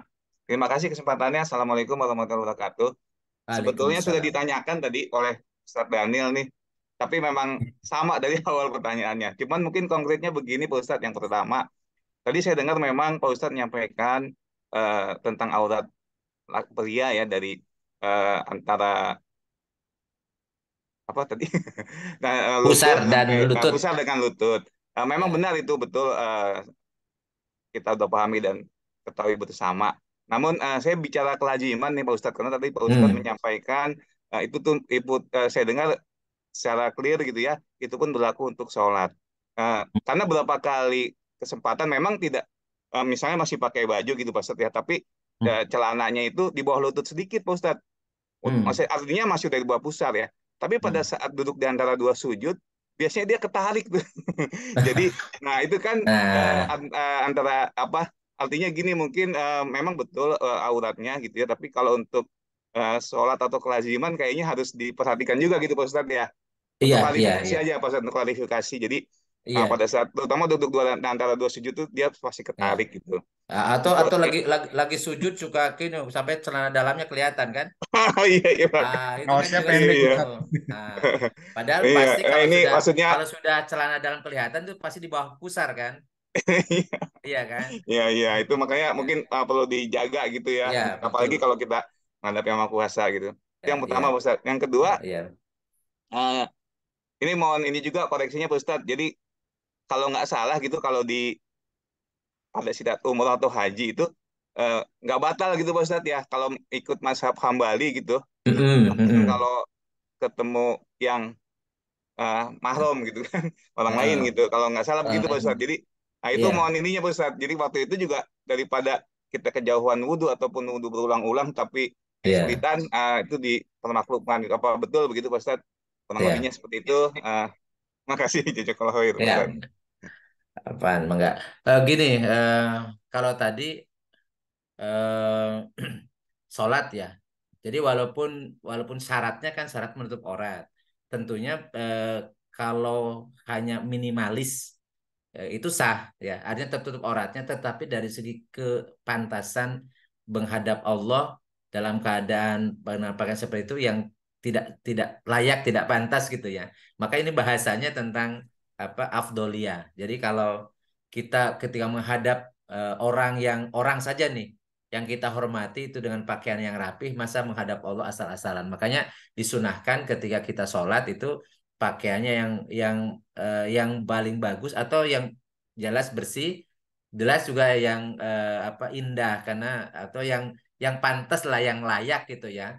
Karena Allah itu kan menyukai keindahan. Allah itu indah dan menyukai keindahan. Jadi ketika kita menghadap Allah ya hendaklah rapih, baik sehingga bukan hanya apa memenuhi syarat ya tertutup aurat semata ya, tetapi juga ada afdoliyahnya di situ ya. Itu kaitan dengan ini, jangan sampai kemudian kita ya sering kayak saya lihat ya orang sholat pakai celana panjang, kemudian pakaian dalam di dalamnya tidak ada kaos dalam, kemudian dengan alasan begitu sujud karena pakaiannya ini apa kecil ya, kemudian pakaian atasnya itu terbuka sehingga kemudian kelihatan tuh di bagian mohon maaf di belakang ya, di bokong atau pantat macam-macam, yang itu sebenarnya itu bisa mengakibatkan tidak sah sholatnya karena auratnya terbuka gitu. Dan ini makanya kalau mau sholat ya ya usahakan ya. Makanya saya lebih lebih baik kalau misalnya kita pakai celana itu Kalau misalnya di situ ada sarung, mungkin sarung lebih aman karena sarung itu tidak akan seperti celana panjang ya. Atau kita dipastikan ada punya pakaian dalam juga sehingga ketika kita sujud ya aurat di bagian belakang itu tidak nampak. Ini jadi seringkali tidak hati-hati. Nah, terkait dengan kalau misalnya kita di Tanah Haram ketika kita tawaf atau sa'i ya, maka dibekali biasanya di sini intiqalul mazhab namanya. Jadi pindah mazhab gitu ya. Yang biasa di sini mazhab Syafi'i di mana menyentuh wanita itu batal, maka di sana pindah ke ngikuti mazhab Hambali atau Hanafi di mana kalau bersentuhan itu tidak batal. Sebenarnya tidak perlu intikal ya. Karena ya kalau kita mengikuti mazhab Syafi'i pun yang batal itu kalau menyengaja aktif karena itu lamastum itu kata kerja aktif transitif. Jadi lamastum kalian menyentuh. Karena nggak mungkin juga di sana sengaja misalnya ini Kang Topik kemudian ngelus-ngelus wanita lain gitu ya sengaja ya ngusap-ngusap itu ya pasti aneh banget gitu ya ada orang kok ngusapi istri orang lain atau kan gitu ya tapi kalau kita kesentuh mungkin gitu kesentuh kesenggol dan itu pasti tidak aktif kita jadi itu sehingga kemudian tidak batal atau misalnya istri kita kan juga biasanya kan pakai penghalang karena kalau menyentuh dengan ada penghalangnya itu tidak batal ya jadi misalnya kalau istri kita pakai kaos tangan gitu ya menyentuh dan kalau istrinya yang menyentuh kita kan sebenarnya istri yang batal tapi kalau misalnya ada penghalang itu nggak ada masalah atau dia memegangnya bagian-bagian yang tidak langsung ke kulit karena yang dimaksud lamastum itu menyentuh kulitnya dengan sengaja dan memang maksudnya memang menyentuh bukan tersentuh atau kesentuh atau ya bersentuhan yang tidak menyengaja karena bergesekan dan seterusnya karena umpel-umpelan gitu ya. Sebenarnya tidak perlu juga intiqalul mazhab mengikuti mazhab pun sebenarnya tidak batal. Ya. Kalau memahami dalilnya ya langsung ke dalilnya.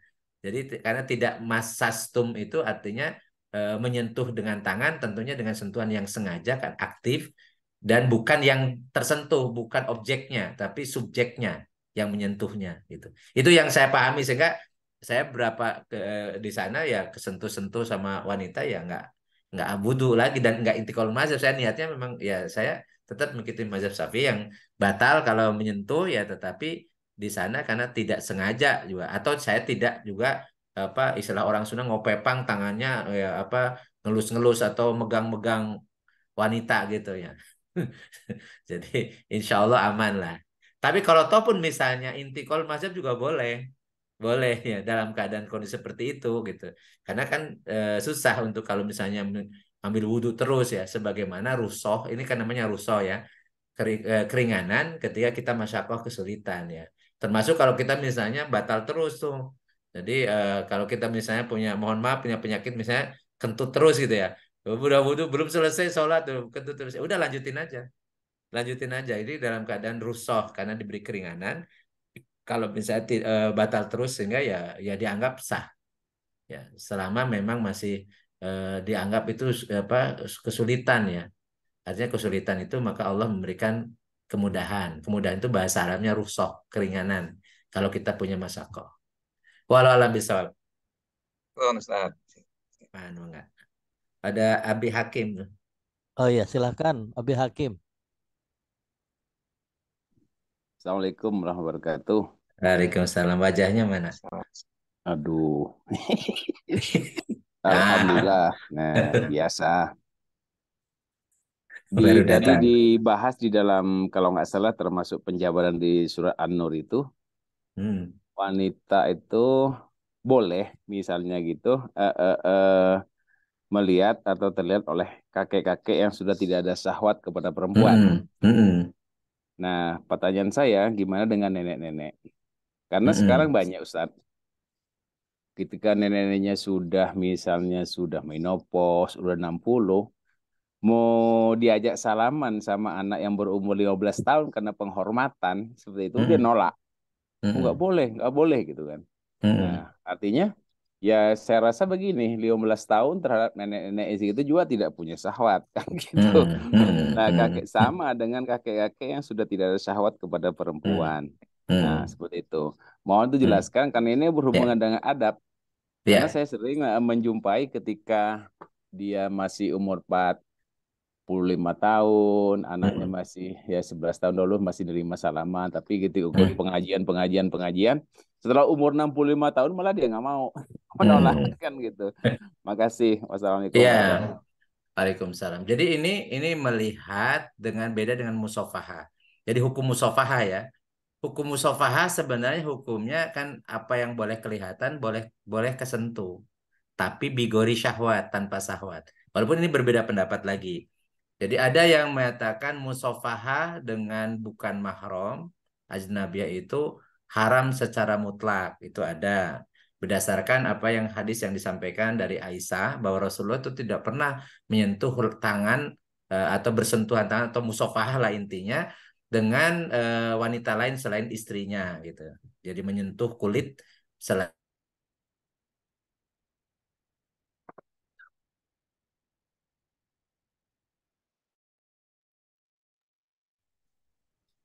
Ustadznya ini Iya, freeze. suaranya hilang. Ini suaranya mungkin di sananya kali. Kadang mati listrik bisa Oh gitu. tiba-tiba Iya. atau sinyal.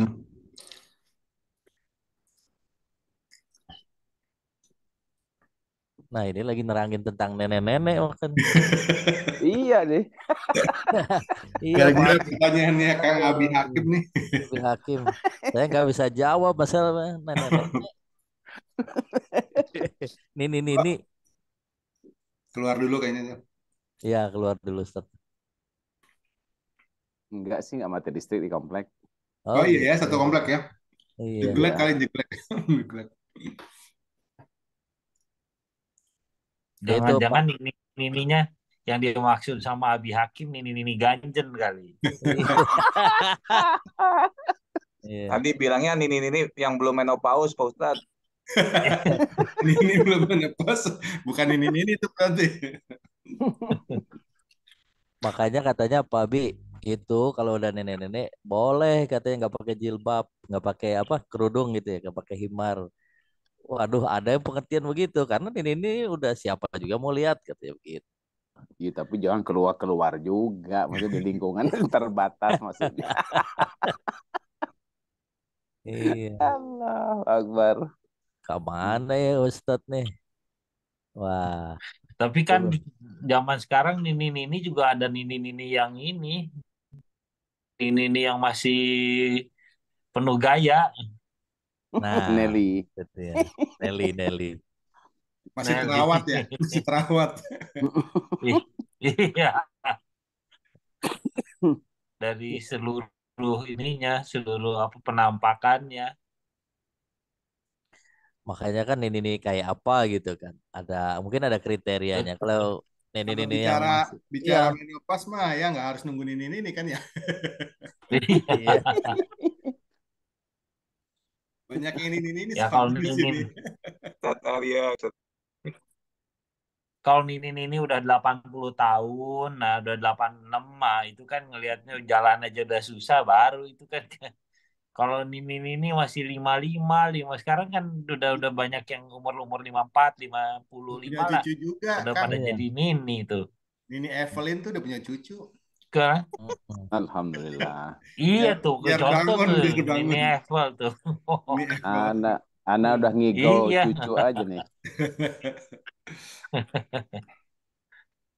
Coba lihat ada ini nggak Ustadznya di handphone.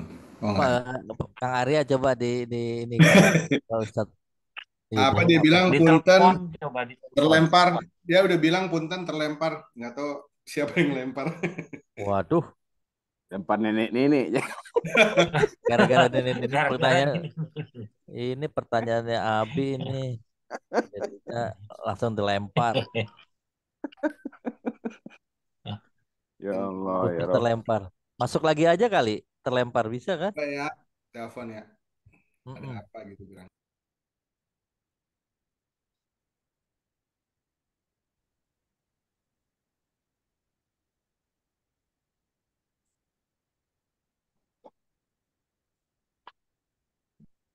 Wah, ini sambil dihubungi Om Arya sambil nunggu Abi Hakim. Yuk. Ya, ya.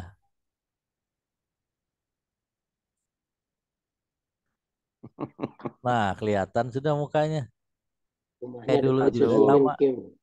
Kim, sama Bang. Yuk. Kim susulin Kim, rumah deket. Lagi dicoba, ya teteringin. Lagi dicoba pakai handphone lain mungkin kayaknya tadi. Aku udah Ya. Tar. Kalau ketemu di masjid besok mau diledek.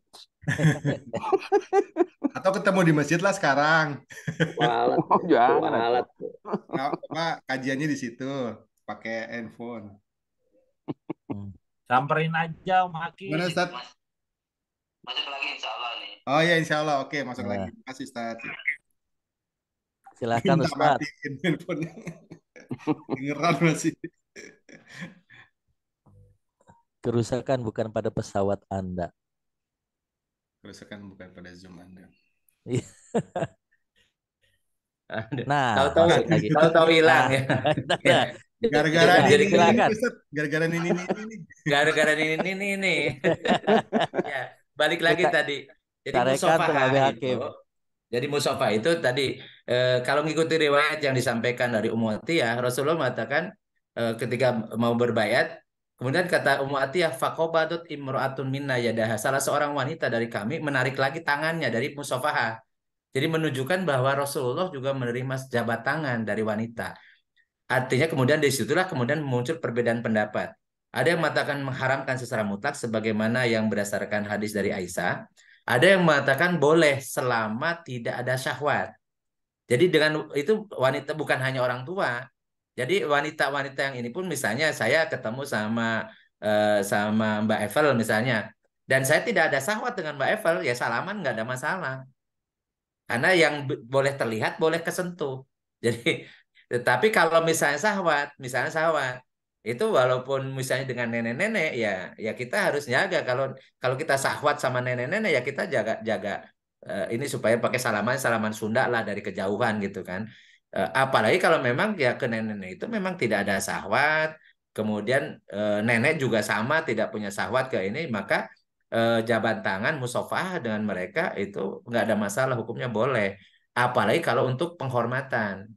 Jadi justru saya kadang terganggu anak kecil karena katanya Rasulullah tidak pernah cium tangan, kemudian salaman dengan orang tua, kemudian gayanya gaya dengan temenan gitu ya, apa menghindar dari karena itu bid'ah dan seterusnya lah, nggak ada contohnya. Justru sebaliknya, itulah makanya kita ini sebenarnya bisa banyak kita mengikuti uruf atau bil ma'ruf itu artinya ngikuti kebiasaan.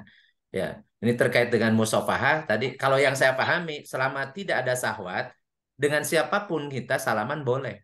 Selama tidak ada syahwat. Tapi kalau ada syahwat, maka kita sebaiknya tidak sampai menyentuh. Jadi dari kejauhan. Tetap gitu. Sama dengan pandangan. Kalau pandangan kita tidak ada syahwat, kita jual beli, misalnya penjualnya ini perempuan dan kita mandang dia karena bukan sebagai laki-laki ke perempuan, tapi sebagai pembeli kepada penjual.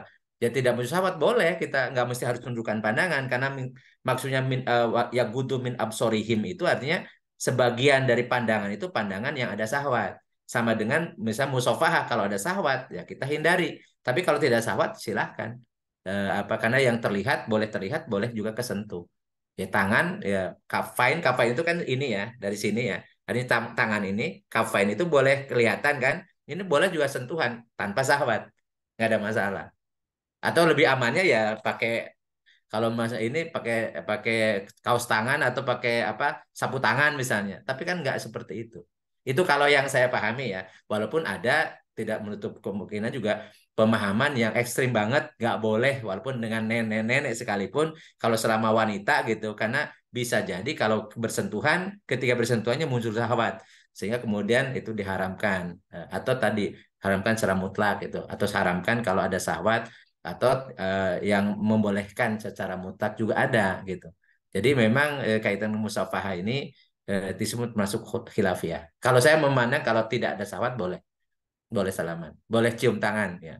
Jadi saya dengan ibu-ibu pengajian ya karena banyaknya pengajian hari Sabtu itu banyaknya nenek-nenek itu ya. Jadi di atas 60 ada yang 70 gitu ya. Walaupun sebenarnya mereka juga karena Aneh juga Ustadz kok salaman dengan mereka juga kan mereka dari kejauhan saja. Ya paham juga. Tapi sebenarnya kalau mau salaman juga nggak ada masalah. Walaupun batal ya, batal wudhu. Ya, tapi kemudian hukum musafah ini berbeda dengan hukum batal wudhu sebenarnya. Hal yang lain ya, dan musafah. Walau alam bisawab.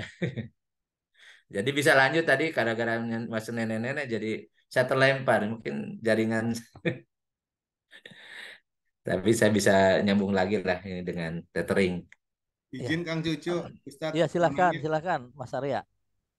Ustadz mau nanya tentang masalah safar Ustadz ya, kan ada pemahaman buat yang wanita gitu ya, bahwa tidak boleh safar, katakanlah misalnya sehari tanpa ada mahram gitu ya.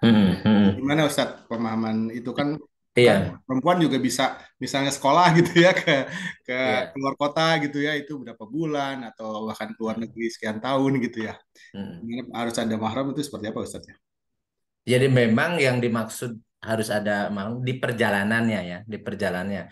Bukan kemudian ketika mukim, karena ini juga pembahasan tentang mukim ya. Musafir atau safar yang dimaksud harus dengan mahram itu kalau ukurannya apa naharun wa lailatin. Jadi 1 hari semalam lah. Sehari semalam itu sebenarnya kalau dulu kan berdasarkan apa ya, kalau sehari semalam waktu ya itu bukan ukuran, bukan jarak safar, maka itu ya kalau dulu memang terbatas. Sehari semalam itu jaraknya tidak jauh. Tapi kalau sekarang sehari semalam, apalagi tempuhnya dengan pesawat bisa keliling dunia gitu. Jadi sebenarnya kan itu satu dari segi waktu tempuh dan kemudian jarak. Kalau jarak biasanya jarak safar itu 85 sekitar 80 sampai 85 kilometer atau lebih itu jarak safar. Nah, pertanyaannya kalau dia misalnya perjalanan dan tidak sendiri karena dia dengan berombongan atau ketika mengikuti transportasi umum pasti dia di situ ada kelompok, ada wanita ya, wanita.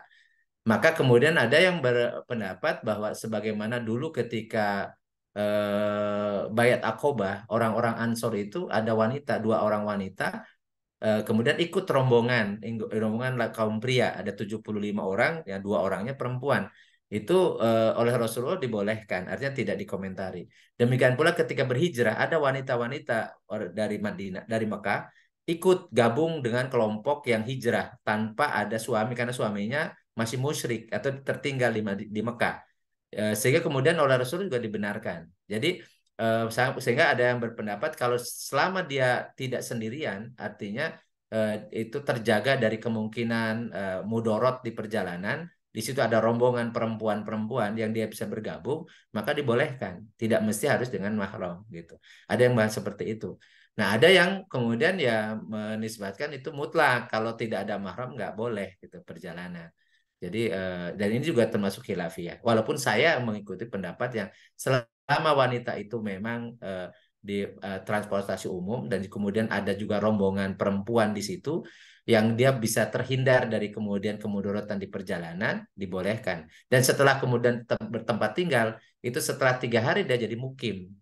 Jadi ngikutin mazhab sih ketika sampai tujuan orang kuliah misalnya itu jadi mukimin di sana dan faktanya memang orang kuliah misalnya di IPB ya dari mana gitu kan setelah kemudian dia punya kontrakan punya kosan ya dia menjadi warga di situ kan sebenarnya sehingga tidak dihukumi selama ada bukan di rumahnya dianggap musafir itu enggak juga. Jadi dengan seperti itu sebenarnya kondisi yang dilakukan oleh orang-orang sekarang yang yang studi bahkan di luar negeri atau di luar daerahnya itu sebenarnya nggak masalah karena pasti dia menggunakan transportasi umum dari situ ada rombongan-rombongan orang-orang yang ya, walaupun bukan mahram asal dia tentunya dia pertama menjaga menutup auratnya menjaga kehormatannya kemudian dan seterusnya itu hal-hal yang sifatnya umum yang memang wajib dilakukan oleh orang baik itu dia musafir ataupun orang yang mukimin ya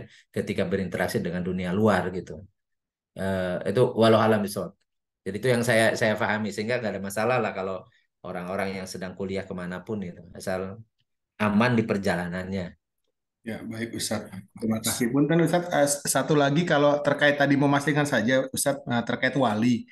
Wali itu jadi benar bahwa yang kalau urutannya prioritasnya justru setelah misalnya nggak ada ayah, nggak ada kakak-kakak gitu ya dari ayah kandung itu keponakan dulu ya Ustadz ya, dibandingkan ke paman ya Ustadz ya.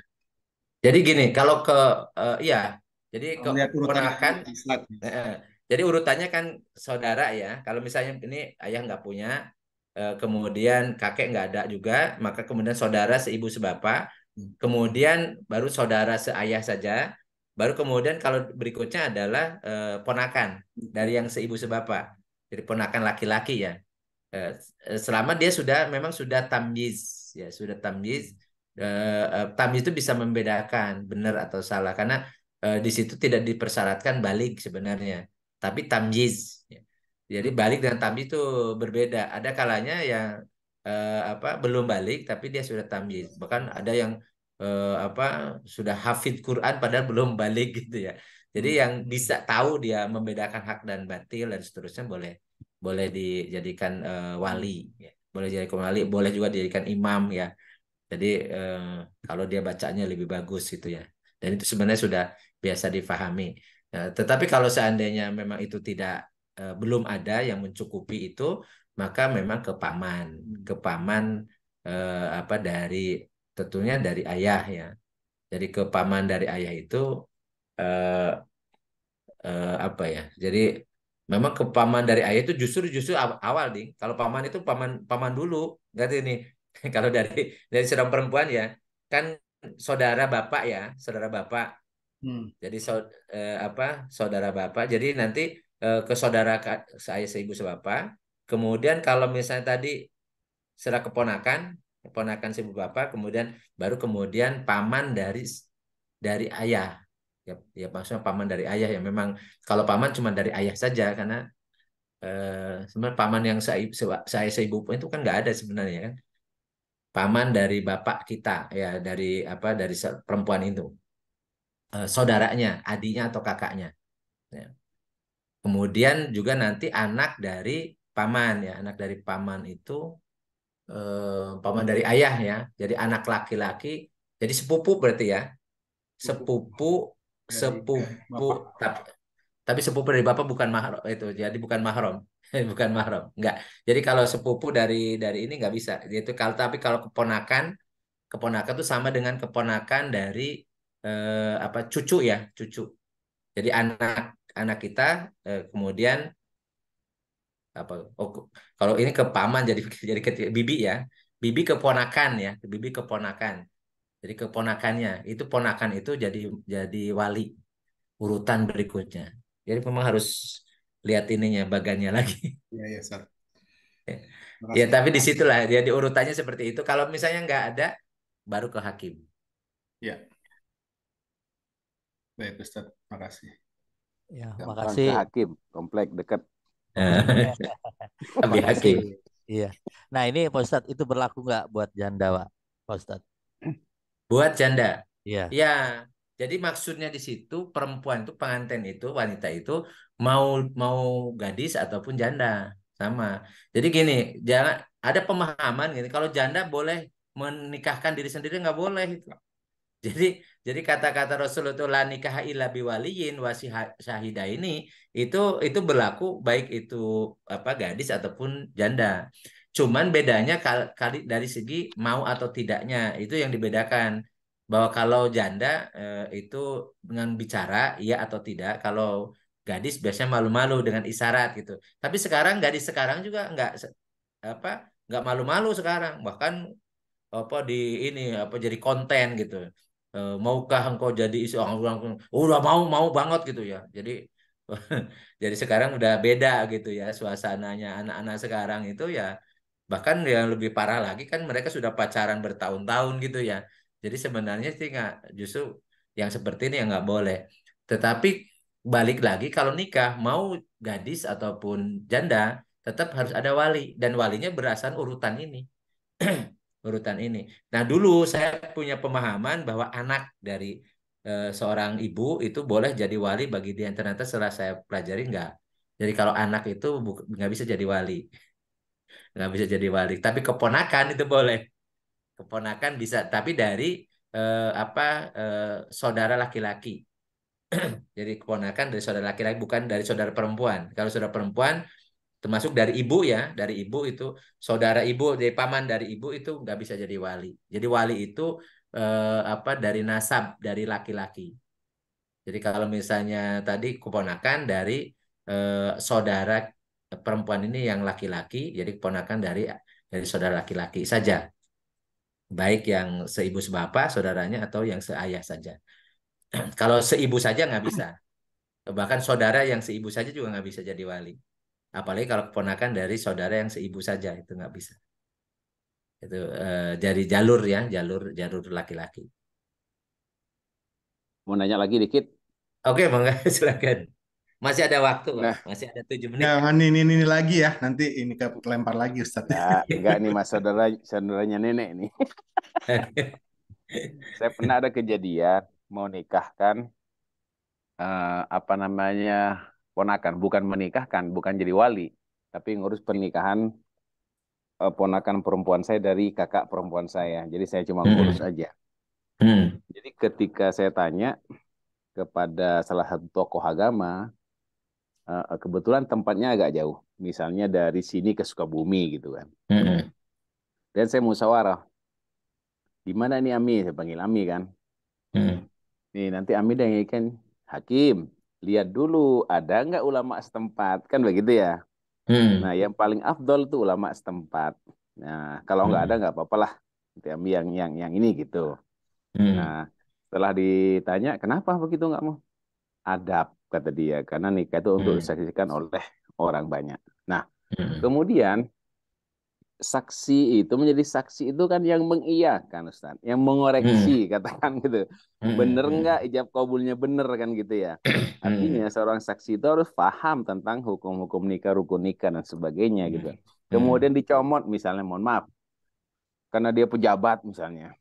Misalnya F1 lah katakan, atau lah ada M1 deh, Madura 1 gitu. Masuk. Sementara kita tahu kan, karena dia tenar saja di pejabat, kemudian jadi saksi. Nah, bagaimana afdolnya dengan pernikahan itu, Ustaz? Mangga, makasih. Iya, jadi pertama wali itu juga bukan berdasarkan tadi dia ulama, tapi kalau di atas nama hakim, ya penguasa ya. Walaupun sebenarnya kan penguasanya tidak ideal sebagaimana hukum syara'nya, hakim dimaksud adalah ya penguasa yang menerapkan Islam kan sebenarnya hukum asalnya ya. Tapi dianggap ya pada posisi dia sebagai pejabat penguasa dan diwakili atas nama negara gitu ya, atas nama negara, maka petugas KUA yang dimaksud hakim di situ kan, petugas KUA maka dibolehkan ya. Itu apa? Tapi itu sebenarnya alternatif terakhir ketika wali nasabnya nggak ada gitu. Tapi kalau misalnya ulama itu sebenarnya nggak ada dasarnya. Jadi kecuali kalau ulama atas nama negara ya dia punya otoritas itu ya. Artinya ya sebenarnya kan yang otoritas atas nama negara kan pejabat KUA sebenarnya. Karena sama dengan kalau di apa di keuangan kan KPA, kuasa pengguna anggaran itu yang memang atas nama negara dia boleh mengeluarkan apa APBN gitu ya. Itu atas nama negara. Dan ini juga sama kalau untuk menikahkan jadi wali hakim itu adalah petugas-petugas dari kantor urusan agama. Itu yang memang legal dia atas nama negara. Tapi kalau ulama itu saya nggak bisa jawab karena dasarnya apa kalau ulama jadi kemudian bisa jadi wali hakim atau jadi menggantikan wali nasab ya. Ya, jadi kalau misalnya ada wali nasabnya ya wali nasab menurut aturan syariatnya seperti itu berdasarkan urutan yang tadi dalam bagan itu ya. Nah, kemudian saksi itu memang harusnya dua orang saksi yang adil. Nah, pemahaman adil itu memang jadi subjektif kan. Jadi keadilan itu. Jadi apalagi kalau kalau di kita nih adil atau tidak adil kan berdasarkan ya tadi grup-grup politik gitu ya. Kalau sekarang apalagi tahun politik ya. Jadi ini bahkan saling mencela itu karena dianggap tidak adil sehingga diupayakan sebenarnya kalau saksi ya saksi bukan atas dasar jabatan. Upayakan sang jadi saksi itu apa yang paham tentang yang menikahnya nih. Kalau saya ya, itu biasanya saya yang jadi saksi misalnya untuk anak saya itu kakak saya. Karena uanya tahu dari kecil, tahu dari kecil bagaimana ya. Jadi sehingga lebih mengenal pengantennya ini. Jadi pengantennya ini kira-kira dia apa memang benar nggak atau tidak berbohong nggak? Karena bisa jadi ada pengantin yang berbohong, dia punya anak, punya istri, punya anak, kemudian ngaku bujangan kan juga ada kayak gitu ya. Nah, maka nanti kalau saksinya kemudian ditanya nanti di akhirat kok ternyata jadi saksi palsu gitu kan. Ternyata dia udah kong kali kong udah tahu ini udah punya istri. Ya, bahkan istrinya bisa lebih dari satu tapi ngaku bujangan sehingga menikah. Itu saksi juga dia akan ditanya, bukan hanya sah atau tidaknya akad. Kalau sah atau tidaknya akad tuh gampang. Ya, jadi saksi itu karena yang jadi saksi untuk sah atau tidaknya akad itu kan semua orang menyaksikan, bukan hanya cuman yang formalitasnya cuma dua, tapi sebenarnya kan semua orang yang hadir di majelis akad itu kan sebenarnya jadi saksi gitu ya. Jadi itu hanya formalitasnya. Cuman yang dimaksud saksi yang adil itu yang memang nanti dia betul-betul bertanggung jawab apakah si pengantin ini benar orangnya seperti ini dan apa namanya latar belakang macam-macam biasanya diperiksa dulu kan. Kemudian dia juga mengikuti proses akadnya, apakah akadnya ini sah atau tidak. Memang harusnya yang bukan hanya dekat secara pribadi, tetapi juga paham hukum, bahkan tentang syarat dan rukun nikah, ya sah atau tidaknya nikah. Sehingga memang lebih utamanya seperti itu. Kerabat, orang dekat yang tahu persis tentang anak yang nikahnya itu, kemudian dia ngerti juga hukumnya, aturan di majelis akad tentang syarat rukun di akad nikah, sehingga kemudian ketika dia mengatakan sah, memang paham. Jadi bukan berdasarkan jabatan. Ini yang jabatan ini, saya kalau wali hakim iya, tapi kalau saksi hakim itu kayaknya Kan nggak lagi umum viral ya. pejabat sekarang, Ustaz. Iya, ya karena tadi ini dalam rangka apa jilat menjilat kan gitu ya. Jadi supaya di Iya. ini kan. Sebenarnya tidak bernilai gitu. Dalam hukum syara sih ya apa ya buat apa sih karena jabatan itu kan tidak ngaruh sebenarnya kalau secara hukum syara. Bahkan bisa jadi merusak. Kalau yang bersangkutan itu sebenarnya orang zolim, itu bisa jadi itu rusak itu fasad itu bukan berarti tidak sah. Karena ada hukum nanti dalam hukum badi itu ada batal, ada fasad. Fasad itu artinya berdosa karena misalnya wali yang bukan walinya. Ada walinya tapi walinya bukan yang seharusnya itu fasad. Sah akadnya tetapi rusak berdosa karena tidak sesuai dengan yang seharusnya. Atau termasuk tadi misalnya saksinya misalnya ini orang yang tidak adil perlakuannya kepada rakyat dan seterusnya bisa jadi fasad. Ya. Dia sah akadnya persaksian sah tetapi ada cacat di situ yang mestinya bukan dia gitu yang jadi saksi kalau di situ misalnya ada orang yang dikenal dengan apa keilmuannya kemudian apa kedekatannya dengan itu mungkin lebih baik ya lebih baik apalagi kalau itu berapa kerabat. Jadi ya kalau yang ngetren sekarang ya memang sekarang ini bukan hanya jadi saksi ya, bahkan sekarang ini jadi apa? Ada yang menginginkan jadi Tuhan malah bikin patung sampai seluruh triliun, kemudian ya seperti itulah. Jadi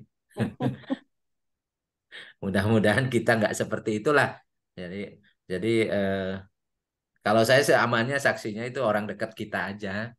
Ya, kalau misalnya untuk saksi dari pihak laki-laki ya dia mungkin ya uaknya atau apa mamangnya gitu ya Pak D atau Pak Ale gitu ya jadi lebih ini apalagi kemudian dia biasanya gini kalau ini yang saya rasakan ya kakak saya itu sayang banget sama anak-anak saya yang laki-laki karena anak dia laki-laki itu meninggal ya, apa pas masuk SMA gitu ya jadi sehingga dia ketika diposisikan sebagai saksi gitu bagaimana itu seneng banget ya dan saya memberikan kebahagiaan yang ya dia melampiaskan itu sebagai bentuk sayang karena kehilangan anaknya ya itu jauh lebih diutamakan lah gitu ya ke orang yang dekat dengan pengantin itu lebih baik ketimbang tadi pejabat yang kenal juga enggak gitu walau alam. Oh iya, pertanyaan pertama gini maksudnya. Bapaknya masih ada, cuma mau Ah, diwakilkan, bukan wali hakim ya. Mau ah. diwakilkan. Nah, di situ ada ulama lokal, ada ulama yang agak jauh. Nah, ulama Mm-mm. lokal ini lumayan lah di Hmm. pengaruhnya gitu. Nah, di Hmm. Madura itu jarang KUA itu menikahkan. Jadi Nah, rata-rata ya orang tuanya atau ulama-ulama setempat kan begitu. ya, wakalah gitu ya. Iya, begitu Jadi diwakilkan. wakalah. Iya. Sebenarnya hukum asalnya wakalah itu boleh. Tetapi wakalah itu kan kalau seandainya berhalangan sebenarnya. Kalau orangnya ada, kenapa? Jadi justru yang lebih utama ya walinya, wali nasabnya gitu ya. Hukum syaranya kan seperti itu. Ya, bukan berarti karena mewakilkan aja deh. Ya, sama di kampung saya tuh dulu waktu kakak saya menikahkan kan anaknya cuma satu perempuan ya. Itu kemudian sama KUA-nya langsung diambil alih. Terus saya tegur. Pak, mohon maaf Ustadz. Jadi ini bapaknya ada dan dia anaknya cuma satu-satunya perempuan ini. Jadi dia yang walinya. Oh tuh dia bilang dia nggak langsung enggak. Saya bilang saya ada saya. Kalau daripada Pak KUA mendingan saya. Saya pamannya, adiknya dari bapaknya. Saya lebih berhak loh. Kalau misalnya apa kakak saya nggak bersedia jadi wali, saya lebih berhak gitu. Ada kemudian dia ngalah. Karena mau Iya, argumentasi iya. gimana? Saya bilang, kenapa kok jadi wakalah? Apa langsung wali hakim? Karena saya bukan posisi wali hakim, tapi saya sebagai wakil dari walinya. Loh, walinya ada, kenapa diwakilkan? Wakil itu kalau nggak ada, gitu. Jadi tetap aja dasarnya sebenarnya lemah kalau orangnya wali nasabnya ada, tapi malah diwakilkan. Katanya lebih utama, justru lebih utama itu, afdol itu ya wali nasab, bukan Wali. bukan apa karena berdasarkan keilmuannya, enggak. Karena jadi wali itu tidak mesti ilmunya tinggi. Yang penting dia bisa mengikrarkan, dia sadar, tahu menikahkan putrinya gitu ya. Ya, yang itu biasanya dibimbing juga sama orang KUA kan. Walaupun sebenarnya kadang-kadang lucu ya dibimbing gitu ya kan, cuman bisa baca sendiri atau bisa ngomong sendiri. Walaupun ternyata nikahkan itu tidak semudah yang dibayangkan. Saya sampai 3 kali berulang sampai diketawain sama jamaah ketika nikahkan si Teteh. Itu masuk eh, hakim juga ngetawain. Mungkin ikut hadir ngetawain saya. Karena saya salah-salah. Bener. Susah lah, grogi saya betul. Padahal saya biasa kan nasihat pernikahan gitu. Pas nikahin anak saya, aduh, nggak kuat ternyata. Saya punya satu lagi nanti si bungsu itu mudah-mudahan saya masih hidup nanti nikahkan anak saya si bungsu. Ini bonus itu mah. Bonus. Oh, Kang Ustadz, Kang Makasih, Ustadz. Iya makasih. ya Kang Gugut, ayo Kang silakan. Ini mau nanya, enggak untuk saksi, Kang Ustadz. Jadi kan kebanyakan nih katanya kalau saksi itu wajib yang sudah menikahkan, gitu Kang. Apakah itu memang syarat untuk saksi itu harus sudah menikahkan, ataukah memang misalnya yang belum menikahkan tapi secara syarat yang lainnya masuk itu boleh nggak Kang? Ya, kalau saksi itu sebenarnya tidak termasuk wali. Wali itu yang penting dia urutan nasabnya benar. Jadi jangan asal ini. Demikian pula saksi. Saksi sebenarnya juga yang penting disebut 2 orang saksi yang adil. Nah, cuman adil ini kan juga relatif nih, subjektif juga gitu ya. Makanya apa di situ tidak mesti harus sudah menikahkan. Karena saksi itu tidak dipersyaratkan orang yang sudah pernah menikahkan atau punya pengalaman punya pengalaman menikahkan atau punya pengalaman jadi saksi enggak. Jadi eh, orang yang dia sudah pertama balik dan dan adilnya ini memang sepengetahuan kita ya bahwa dia itu bukan orang fasik, bukan orang zolim gitu ya. Maka kemudian atau bukan pendusta. Sehingga dipastikan kesaksiannya itu benar. Nah, sebenarnya kan kalau akan nikah itu tidak terlalu jelimet karena tidak ada sesuatu kecuali kalau nikah para mafia dan seterusnya lah punya niat jahat ya. Memang bisa jadi nggak sah akad nikahnya walaupun tidak ada bukan disaksikan oleh orang yang fasik, tapi kalau niatnya udah salah dari awal itu udah gugur fasah nikahnya. Tapi asumsinya bahwa dia itu orang yang orang umum, orang biasa yang dikenal baik gitu ya, dikenal kejujurannya, keadilannya udah kita pakai dia sebagai saksi. Dia upayakan sebenarnya sih nggak perlu harus karena jabatan. Jabatan itu kalau kita kenal ini pejabat ini misalnya ya dia kenal juga sama anak kita nih. Kemudian juga dia kenal keadilannya misalnya mungkin mungkin bisa, tapi itu kan pilihan-pilihan terakhir kalau memang tidak ada orang dekat yang bisa dipercaya tentang keadilannya. Atau bahkan gampangnya kalau kita ini kan ya, keluarga lah atau kakeknya kadang ya kakeknya atau uaknya atau siapa gitu atau bahkan tetangganya atau Pak RT gitu ya. Karena yang tahu persis nih anak ini dari mulai kecilnya nih tahu nih Pak RT gitu ya, tetangga dekat dan seterusnya. Itu malah lebih baik daripada orang yang nggak kenal dengan misal penganten, nggak kenal cuma hanya karena jabatan tertentu, yaitu tidak lebih utama. Ini kaitan dengan afdoliyah. Intinya sih saksi tidak dipersyaratkan harus pernah menikahkan. Mungkin afdolnya gitu ya, mungkin karena sudah dia tahu apa ini sah atau tidaknya. Jadi syarat rukun nikah itu seperti apa atau kata-kata yang diucapkan oleh ketika ijab dan kabulnya itu benar sehingga kemudian dia karena punya pengalaman itu maka kemudian dia lebih utama. Jadi keutamaan saja, tetapi intinya sih tidak perlu apa tidak disyaratkan lah harus sudah pernah nikah. Menikahkan ya. Kalau Iya. pernah nikah mah udah ya. Yang menikah atau bahkan tadi belum menikah boleh nggak jadi saksi? Boleh. Boleh selama Boleh. dia akil balik adil gitu ya, boleh. Oke, ya, ya. Makasih soalnya kemarin waktu mau ini kan jadi tetap harus mensyaratkan katanya afdolnya sudah menikahkan dan lain sebagainya. Kalau belum menikahkan, wah ini nggak kurang inilah, kurang pas dan Kurang. sebagainya. Waduh banyak. Jadi nyari nyari saksi susah gitu. Iya. Kalau Jadi kurang. sekarang sih saksi kan biasanya diminta KTP-nya dulu supaya identitasnya ini Ya, orangnya. Ya, sebenarnya untuk antisipasi apakah orang ini bisa apa mafia gitu ya sengaja dengan pengantin laki-laki ini bikin apa persekongkolan ya dan seterusnya. Jadi sebenarnya identitas itu penting karena nanti itu akan karena saksi kalau dalam Islam itu kan saksi dunia akhirat. Jadi jangan sampai dia menjadi saksi palsu atau saksi kemudian bersumpah bohong ya atau menyatakan sesuatu yang sah padahal tidak sah atau sebaliknya dia sengaja mempersulit yang sah sebenarnya jadi dulu tidak sah terus ya bisa juga gitu. ya, Jadi ya. makanya dipastikan orang-orang yang sudah paham tentang rukun akad. Atau misalnya apa di akad yang jadi masalah kan kalau seandainya yang berakadnya ini bisu itu yang paling paling sulit. Kalau Ya. bisu kan. Dan itu boleh dengan tulisan. Ya, boleh dengan tulisan atau bahkan boleh dengan isyarat. Kalau memang dia tidak bisa ngomong. Gitu.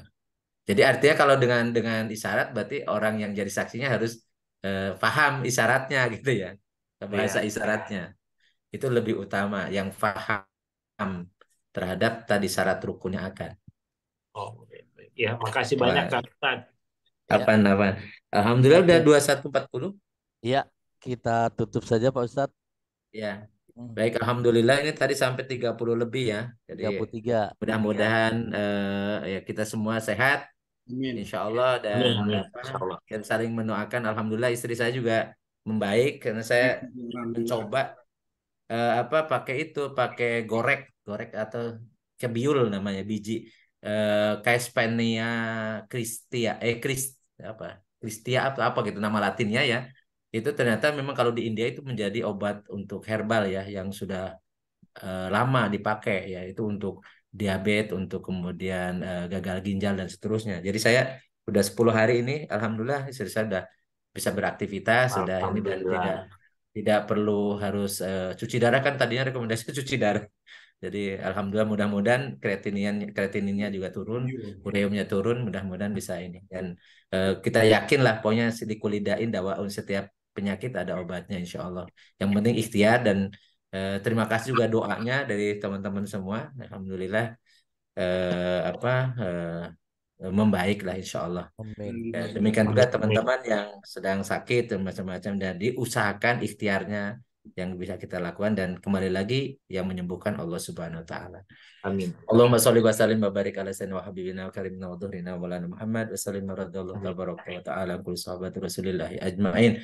Amin ya rabbal alamin. Allahumma anfa'na bima 'allamtana wa علمنا ما ينفعنا وزدنا علما نافعا اللهم يسر لنا أمورنا كلها ولا تعسر علينا اللهم حسن مقاصدنا ربنا لا تزغ قلوبنا بعد إذ هديتنا وهب لنا من لدنك رحمة إنك أنت الوهاب اللهم ربنا اشفي أنت الشافي لا شفاء إلا شفاؤك شفاء لا يغادر سقما ربنا هب لنا من أزواجنا وذريتنا قرة أعين واجعلنا للمتقين إماما ربنا آتنا في الدنيا حسنة وفي الآخرة حسنة وقنا عذاب النار وصلى الله على سيدنا محمد وعلى آله وصحبه وبارك وسلم Subhanakallahumma bihamdika asyhadu an la ilaha illa anta astaghfiruka wa atubu ilaik.